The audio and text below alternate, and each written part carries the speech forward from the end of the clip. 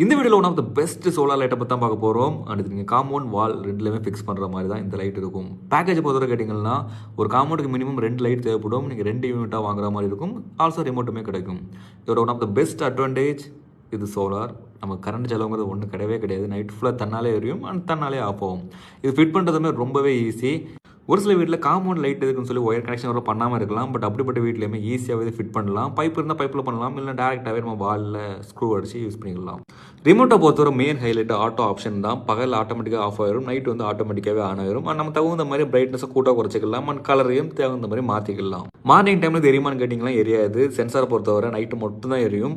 Night நீங்கள் தேவைன்னா of பண்ணிக்கலாம். பகலில் பார்க்கும்போது ஒரு ரெட் கலர் லைட் பிளிங்க் ஆகிட்டே இருக்கும். இது சார்ஜ் ஆகுதா இல்லையான்னு. ஏன்னா இது சோலார். எங்கள் வீட்டு கிட்ட 1 வீக்காக யூஸ் பண்ணிட்டு இருக்கேன். இதுவரை எனக்கு எந்த ஒரு பிரச்சனையுமே இல்லை. கலர் பொறுத்தவரை white, yellow and multi colour and ஒவ்வொரு செப்பரேட் கலருமே உண்டு. நமக்கு தகுந்த மாதிரி ஒத்த கலர் எரியலாம், ஒத்த கலரும் வச்சுக்கலாம், மல்டி கலருமே